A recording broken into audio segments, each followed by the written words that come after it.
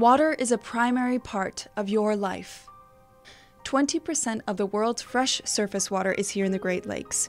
What you may not be aware of is the role you play in the life of the lakes. Your home's roof, driveway, and sidewalk sheds water instead of absorbing it. Have you ever thought about where that water goes or how much of it there is? That's storm water. The secret of stormwater is that everybody makes it, and nobody's aware of that fact. Most of the stormwater that falls in your city ends up washing into the street, where it picks up pollutants and carries them into your local rivers, lakes, and streams. Collecting stormwater from your roof in a rain barrel and using it to water your lawn or garden is an easy thing you can do at your house that can make a big difference.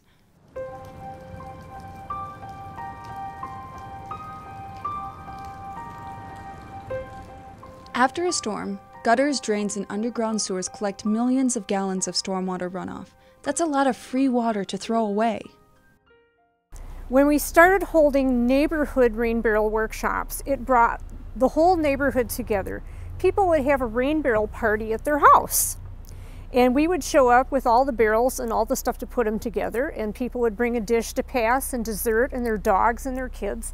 And they would actually have a wonderful, fun time putting these rain barrels together and learning about how they can all help manage stormwater. Now it's time to show you how to make your very own rain barrel. You'll need a few tools and a plastic food-grade barrel. First, you need to drill one hole on the bottom side to connect to a hose and one on the top side for overflow. Find the lowest points on the top of the barrel and drill a small hole. Another small hole can be drilled on the side of the barrel to connect mounting for a hose. When having a rain barrel workshop, it's helpful to pre-drill the holes and file them smoothly. Next, put some adhesive on one end and screw the pipe into the bottom hole. Pliers help to grip the pipe. Then screw the spigot onto the bottom pipe. Again, add some adhesive to the other pipe and screw it into the top hole. Then you can mount the pipe strap in the small hole on the side. One side is left unhinged so that it can be turned as needed.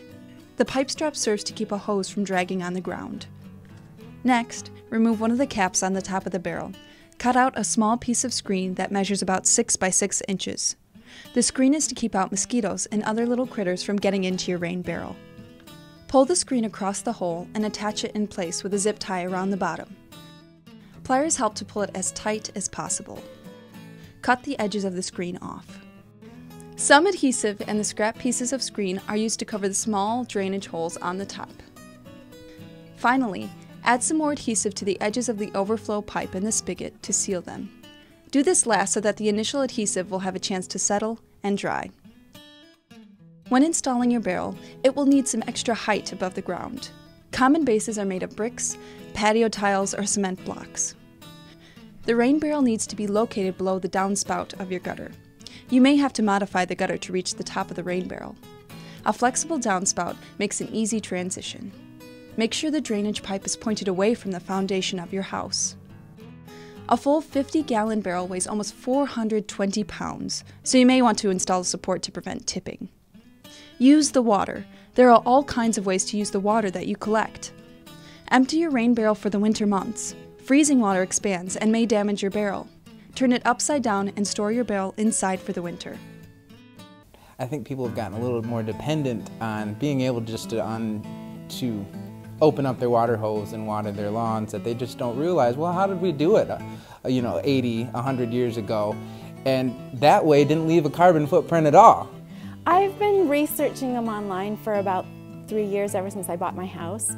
And then I heard that Wemiac had them, and so I had contacted Patricia and about rain garden stuff, and then it just went on a roll.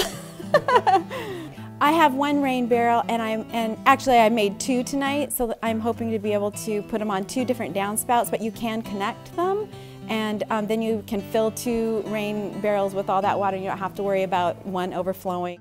So they've become popular for any number of reasons, but the way that these things have taken off in Grand Rapids, I would say a program like we're doing here would be just as popular in any city, anywhere. People have had so much fun with these, and they just love their rain barrels. They just love them. Rain barrels are a new twist on old-fashioned fun, saving you money on your water bill, saving your rain for a sunny day, and saving your surface waters from runoff pollution. Using rain barrels, your neighborhood can prevent thousands of gallons of runoff pollution from reaching your local rivers, lakes, and streams. It's that simple. For more information about rain barrels, rain gardens, and other fun water protection projects for you, please visit wemiac.org and raingardens.org.